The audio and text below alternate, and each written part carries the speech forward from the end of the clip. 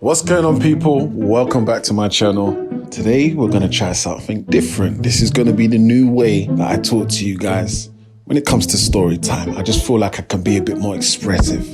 So let's get this cracking. Today's story time is going to be about the time I felt like I was a superhero. It must have been about, the time doesn't really matter. It must have been a couple of years back. And I'll never forget, these were the days when I was in my gym heydays, when I was probably my biggest. I was probably as big as, I used to think I was the biggest guy in the world. I'm as big as Hulk. No one can tell me nothing. And the trim was spectacular. It was fantabulous. It was great. I used to think I was the biggest guy. And at the time, I used to date one of these big kind of influencer girls. She was beautiful. And when I say beautiful, there was nothing like her. She was just a cross between Amber Rose, a bit of, she was a bit of Amber Rose, a bit of Halle Berry, a bit of Jada Pinkett. She was a crossbreed of all of them, and she was the most stunning thing I'd ever seen, with a bit of a bad attitude, and she was a slay queen. I'm talking about her skills to put on makeup. Once she did that, put a pair of heels, it was game over. And this particular night, we had been going out now for a serious amount of months. We were, I think we were almost coming to the year mark. And it was like in the days of when I used to promote. So I used to promote, I still kind of do, I still throw kind of badass parties now and again. And at this particular time, it was, I think it's the Old China White. It was the Old China White. And we were doing an event there. It was held every Sunday, after the barbecues and everything like that. We would all know the spot to go to. Doors would open from about 11 o'clock. So my girl at the time, let's just say for the sake of this, her name was J5. J5 was a feisty one, but she had me whipped. I can't even lie. She had me so whipped. Anything she would do, I'd want to impress her. I'd want to do because it was her. And she knew that. I think she knows that. When I look back on it now, she definitely knew that. We had been at the end of this night, so we'd all jumped in her car. She drove this crazy car, man. It was like a spaceship. I think it was like a BMW GT 7 or 6 series. I can't really remember, but it was a very big car for her, and I definitely know it was a big car for me. I had my own car, but I won't mention that. Yeah, so we drove up into this club, and at the time I was promoting, like I said before. So I was doing my guest list. I take her upstairs, and I'm like, yeah, man, like, I've got you. Whatever drink you want, babe, I've got you. Nobody in this club should talk to you. I'm the captain of this shit. No guy is gonna chat to you without my say so. Find and pick yourself any table and it's yours. So she proceeded to do that. And she did that with a couple of her mates. And obviously her friend, I would classify her friends as the runarounds. They were the ones that were kind of dancing to her tune. So it was all very well, whatever she said went. Now this particular day was a very important day for me because I kind of felt, you know what? I'm going to show this girl that I've really got things on smash. And we had these South African managers who had taken over this club from China White. I think they called it Penthouse or Werewolf. I can't remember. But it was this club owned by a guy called Professor Green at the time. So we got these South African guys, and he was like definitely, I just felt like he was just that guy who knew the market, and we used to bring in the most money. We had a very niche clientele. Our niche clientele was the Afrobeat scene, and if you know the Afrobeat scene in them days were I think it was the best. We had people like the Banj, we had people like Den Davido. We had anyone that was relevant, they were there. Wizkid, you name it, they were there. And every week we kind of spun on that hook. It's how we kind of started this thing called Afrobeats in the West End. And that's where we kind of started off. Now, I can't lie, at them times I still had very much of a temper, and I thought it was the shit. I definitely thought I was the shit. You was definitely not going to be able to put your hands or look at my girl. It wasn't going to happen. None of the two were going to happen. So yeah, this South African guy knew what it was, and he kind of always used to come up to me and my business partner at the time. Let's just say for the sake of this record, his name was Boba. Boba was like the craziest guy, that short guy who just steps on tables and shows his 50 cent chain, makes noise, yeah. Bulla, 5 bottles, 5 bottles. And, you know, all the sparklers going crazy, you know, all the girls looking, oh my God. And obviously I would get my phone and, you know, sneak in there and all be very much like, yeah, this is my shit too, even though I didn't spend a penny.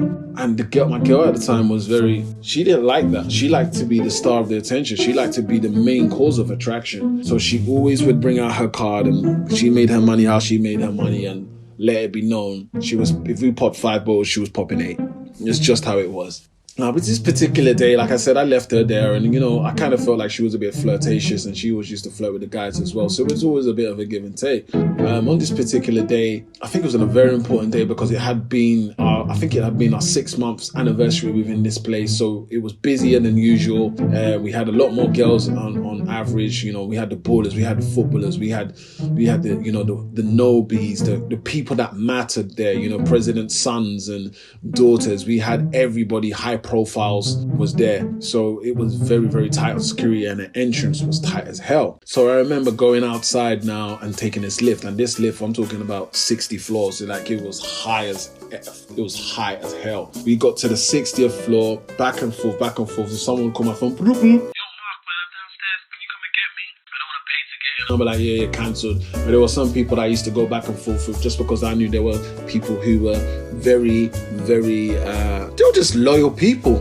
Ended up going downstairs now a couple of times. And this particular time, I came back upstairs and I was looking for my girl. I was like, where's J5 at? Her girl's like, I don't know.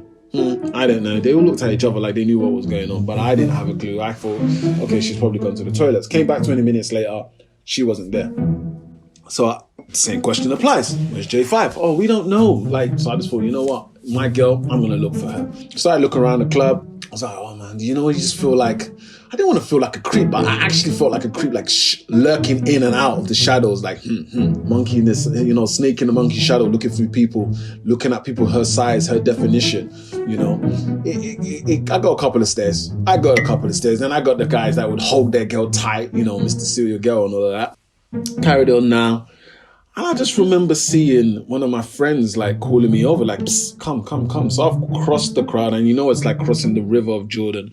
It's just so many people having a whale of time, sweating. You got girls taking off their heels and just doing crazy dirty wine, snapping their necks, wigs flying everywhere.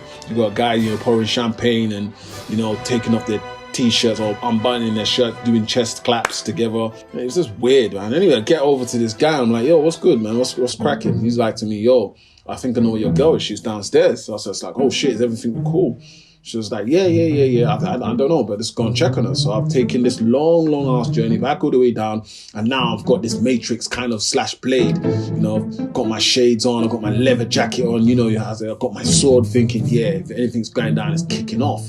So there was these couple of guys from Nigeria, man, these freshy looking guys, They used to go around the West End and they used to draw girls to the club and be like, yeah, we can get you in £5 before certain times. We used to look at them like, he's like bottom of the barrel kind of thing. So I literally had seen a bunch of guys like that outside. It was like a swarm of Pied Pipers, just so many rats following one particular guy who I knew, quite frankly, let's just say for the tape, he is Chino. So Chino happened to be running these streets of street promoters is what we call them, and he had like a flock of them who would just go around taking rejects all across from the West End and dropping them back to this club. And we just used to pay them at the end of the night their small commission. Now this particular situation happened to be nuts because when I now found my girl downstairs, I was like, yo, where you been? And she's like, oh, just taking a fag. And I was just like, what?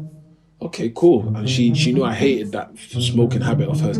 So I was like, okay, cool. Let's go back upstairs and let's drink. I've done what I've needed to do. Club's in full swing now. This is peak time. It's 2 a.m. now. Let's get this cracking. And she's like, all right, cool. So we've got in the lift. I've got my hands around there. I'm doing the romance. I'm trying to stare down, look in her face like some R&B song. And I'm like, yeah, give me a kiss. And she's like, I'm like, why? What? Check my breath. What's up? She was just like, yo, some guy touched my ass. Some guy touched my bum. I'm like, what? So automatically, I'm just calculating in my head thinking, how the fuck is that possible? Everybody knows this is my girl. Everybody knows that this is my girl. Like, are you fucking crazy? Like, someone's going to die today. So in my head, I'm like, yep.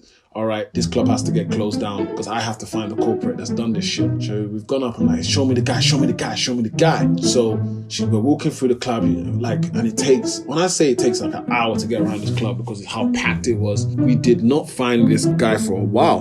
And then she's just gone, oh, maybe he's downstairs. So I was like, oh, for flip's sake, anything for you, princess. But in the back of my head, I'm thinking, this is flipping long now. The hype, the adrenaline has gone, but I still had to maintain some. We've gone downstairs. And it's long left again all the way, and I'm just thinking to myself, if he's here, how am I going to react? What if it's some big ass dude that's bigger than me? What if it's a guy that just knows how to fight? Like, how am I going to defend myself? Or am I going to turn the other cheek and just say, okay, cool? Or am I just going to keep it pushing? Ends up going downstairs, and guess who she points out?